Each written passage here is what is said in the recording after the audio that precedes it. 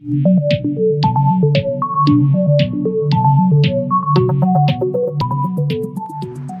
শিক্ষার্থী বন্ধুরা, তোমাদেরকে স্বাগত জানাচ্ছি এখানেই লেখাপড়া ইউটিউব চ্যানেলে। তো আজকে আমরা শিখব হচ্ছে ষষ্ঠ শ্রেণীর গণিত অনুশীলনী 1.4 ভগ্নাংশের 3 নম্বর অঙ্ক, অনুশীলনীর 3 নম্বর অঙ্ক। তো তোমরা দেখো এখানে অনুশীলনীর 3 নম্বর অঙ্কে আমাদের কি রয়েছে। এখানে আমাদের রয়েছে, দেখো, নিচের ভগ্নাংশগুলোকে মানের ঊর্ধ্বক্রম অনুসারে সাজাও। ঊর্ধ্বক্রম মানে হচ্ছে ছোট থেকে বড় করে সাজাতে হবে। তো এখানে 4টি ভগ্নাংশ দেওয়া আছে। এখানে সব থেকে ছোট যেটি সেটি আগে হবে, তারপরে যে তার থেকে বড় যেটি সেটি তারপর হবে, তার থেকে বড় যেটি সেটি তারপরে হবে, সবচেয়ে বড় যেটি সবার শেষে হবে। অর্থাৎ ছোট থেকে বড় করে সাজাতে হবে। তো বন্ধুরা, চলো আমরা এই অঙ্কটি সলভ করি এবং কীভাবে ঊর্ধ্বক্রমে সাজাতে হয় সেগুলি আমরা জানি।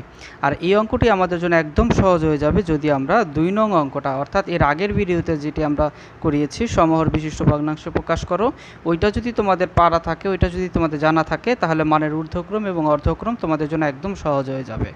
বুঝতে পারছো? ওকে, তাহলে চলো আমরা একটু অঙ্ক করি। অনুশীলনী 3-এর ক নম্বর অঙ্কটি করি।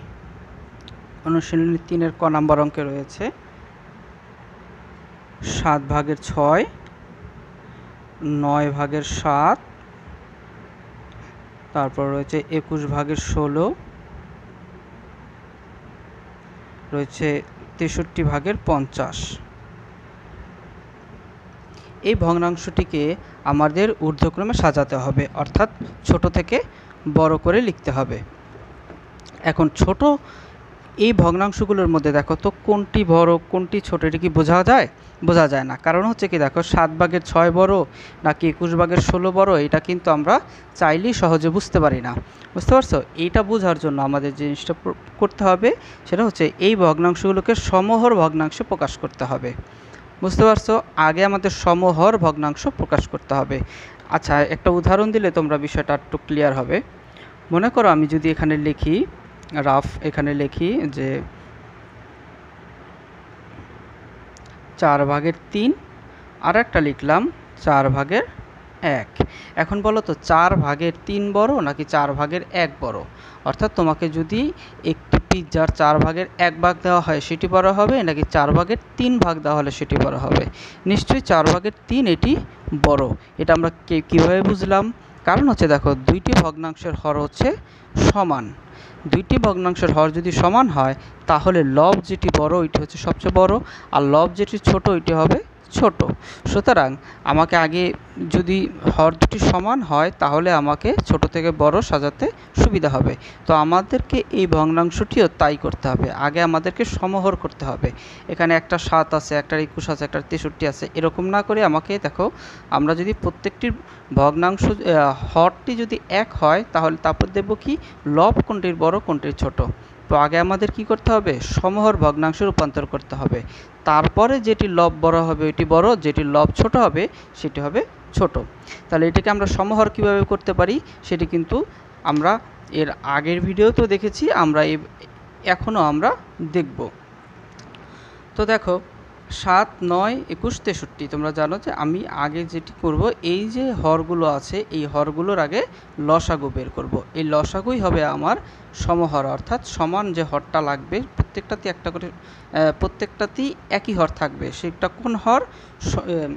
এই 4টা হরের লসাগু যেটা বের হবে সেটাই হবে আমার সেই নির্দিষ্ট হর। তাহলে আমরা লিখব এক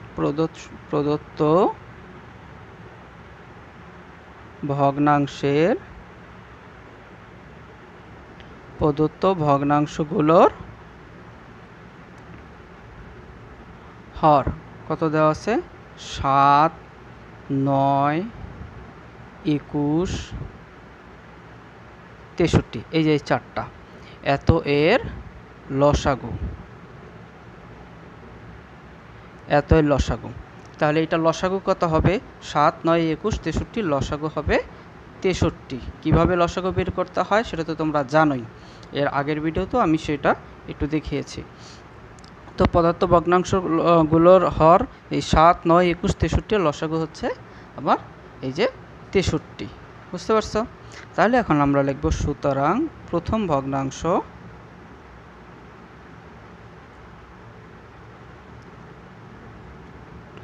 এখানে প্রথম ভগ্নাংশ কত? নিচে 7 উপরে 6। এখন আমাকে কি করতে হবে? এই 63 যেটা লসাগু বের হয়েছে এটা কিন্তু আমার সবগুলোর হরে থাকবে হচ্ছে 63। এই লসাগু যেটা বের করলাম এই সবগুলোর হর হবে 63। তাহলে দেখো এখানে হর আছে 7 প্রথম ভগ্নাংশে, তাহলে 7-এর সাথে কত গুণ দিলে আমার 63 হবে বলতে পারো কেউ? 7-এর সাথে কত গুণ দিলে 63 হবে এটা আমরা এখানে ব্র্যাকেটে করেও ফেলতে পারি। 7-এর সাথে কত গুণ দিলে 63 হবে সেটা হচ্ছে এই 7 দিয়ে 63কে যদি আমরা ভাগ দেই তাহলে সেটা বেড়ে যাবে 63 ভাগ 7 সমান সমান কত বলতে পারো কেউ? 7 নং 63। 9 দ্বারা ভাগ করলেই 63 হয়ে যাবে। বুঝতে পারছো? তাহলে 7কে যদি 9 দ্বারা গুণ করি তাহলে 63 হবে, কারণ আমার তো নিচে 63 বানাইতে হবে। তাহলে 7 উপরে 6, 7-এর সাথে গুণ দিব হচ্ছে 9, তাহলে 63 হয়ে যাবে। 7-এর সাথে যেহেতু 9 গুণ দিছি উপরে 6-এর সাথেও সেমভাবে 9 গুণ দিব, তাহলেই হয়ে যাবে কি আমার 7 নং 63 আর উপরে 6 নং 54। বুঝতে পারছো আশা করি? এবার দ্বিতীয় ভগ্নাংশ একইভাবে আমরা করব। দ্বিতীয় ভগ্নাংশ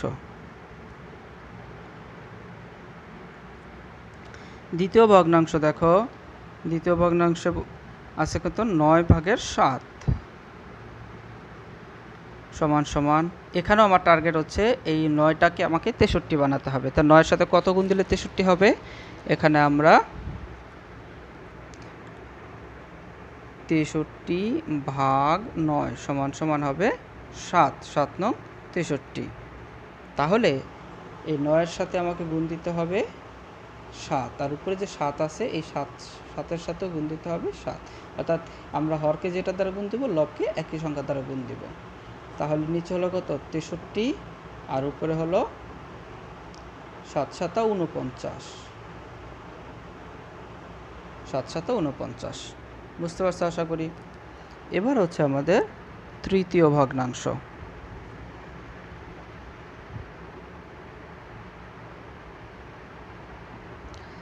তৃতীয় ভগ্নাংশ আছে কত আমার? 21 ভাগের 16।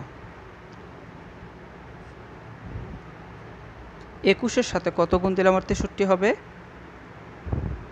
63 ভাগ 21, 63কে 21 দিয়ে ভাগ দিলে হবে 3। তাহলে আমার 21-এর সাথে যদি আমি 3 গুণ দিই তাহলে সেটা আমার 63 হবে।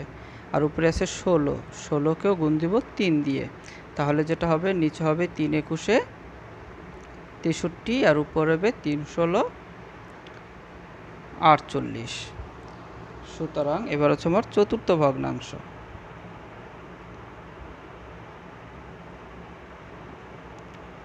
চতুর্থ ভগ্নাংশ হচ্ছে নিচে হচ্ছে 63 উপরে হচ্ছে আমার 50 সমান সমান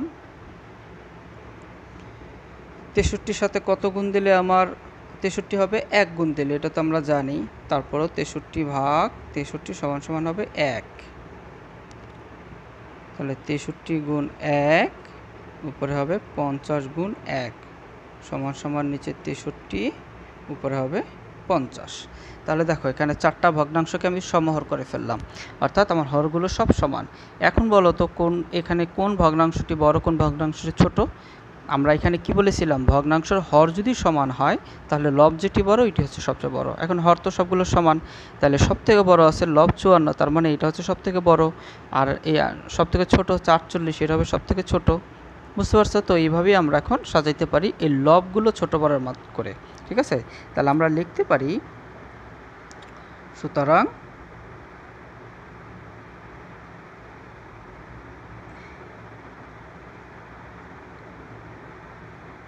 সমহর ভগ্নাংশ গুলো হলো, সমহর ভগ্নাংশগুলো হলো এই 4টা। এই 4টা আমরা একটু লিখে নিই আগে। 63 ভাগের 54, 63 ভাগের 49, 63 ভাগের 48, 63 ভাগের 50 এই ভগ্নাংশগুলো। সুতরাং এই ভগ্নাংশগুলোর সমহর, এই ভগ্নাংশগুলোর লবগুলোকে যদি আমরা ঊর্ধ্বক্রমে সাজিয়ে পাই, এই লবগুলোকে ছোট থেকে বড় যদি সাজিয়ে পাই, সুতরাং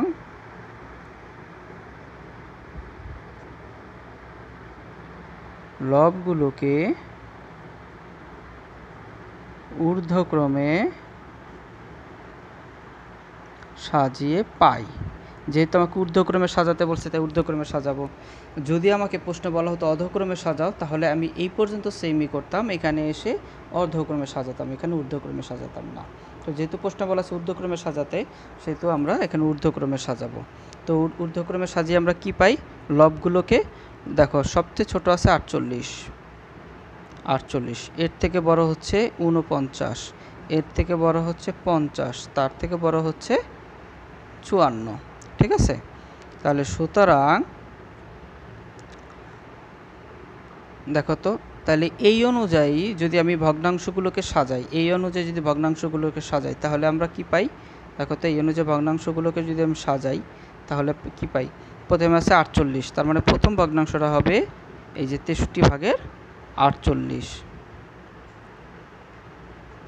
63/48, তাই তো? 63/48 সবচেয়ে ছোট, তারপরে হবে 63/49, তারপর হবে 63/50, তারপর হবে 63/54। ঠিক না? এখন দেখো, আমার কিন্তু সমহরগুলোকে সিরিয়ালি সাজিয়ে ফেলছি। এখন দেখো, আমার মূল যে আমার ভগ্নাংশগুলো, সেগুলো কিন্তু এগুলো না, সেগুলো হচ্ছে এইগুলো, তাই তো? তো আমার এইগুলোকে রূপান্তর করতে হবে।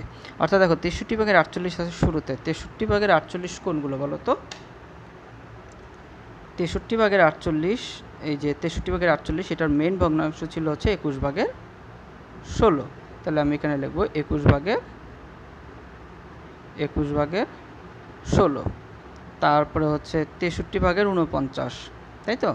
এখানে আছে 63/49 হচ্ছে 9/7, লিখব 9/7। এরপরে আমার আছে হচ্ছে 63/50, 63/50, এটার মূলটাও হচ্ছে 63/50। আর সর্বশেষ 63/54, এই যে 63/54, এটার মেইন ভগ্নাংশটা ছিল 7/6, তাহলে লিখব 7/6। তাহলে এই যে আমাকে ঊর্ধ্বক্রমে সাজানো হয়ে গেল।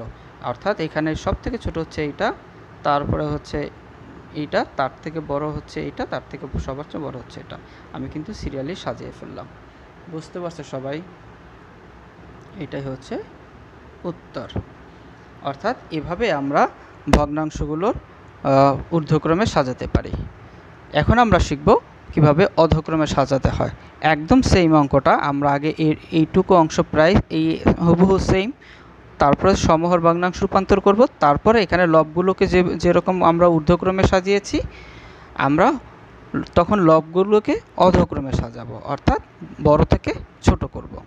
বুঝতে পারছো সবাই? তাহলে ঊর্ধ্বক্রম মানে কি? ঊর্ধ্বক্রম মানে হচ্ছে, আমরা এখানে দেখো, এই যে সমহর করবার পরে লবগুলোকে ঊর্ধ্বক্রমে সাজিয়েছি, অর্থাৎ ছোট থেকে বড় করেছি। আমি যদি এই ভগ্নাংশগুলোকে অর্ধক্রমে সাজাতাম, তাহলে কি করতাম? এই ঊর্ধ্বক্রমে ছোট থেকে বড় না সাজিয়ে আগে লিখতাম 54, তারপরে 50, তারপরে 48। ছোট থেকে বড় না করে বড় থেকে ছোট করতাম, তাহলে সেটা হয়ে যেত অধক্রম। তখন সেই অনুযায়ী আমি এই সমহর ভগ্নাংশগুলো লিখতাম, সেই অনুযায়ী আমি মেন ভগ্নাংশগুলো লিখতাম। বুঝতে পারছো? জাস্ট উল্টাটা হবে। তাহলে ভগ্নাংশের ঊর্ধ্বক্রম আর অর্ধক্রম, এই বিষয়টা তোমাদের নিশ্চয়ই বোঝা গেছে। বুঝতে পারছো আশা করি। তো নেক্সট ক্লাসে আমরা ভগ্নাংশের যোগ এবং বিয়োগ করব। ধন্যবাদ সাথে থাকার জন্য। এখানে লেখাপড়ার সাথে থাকো।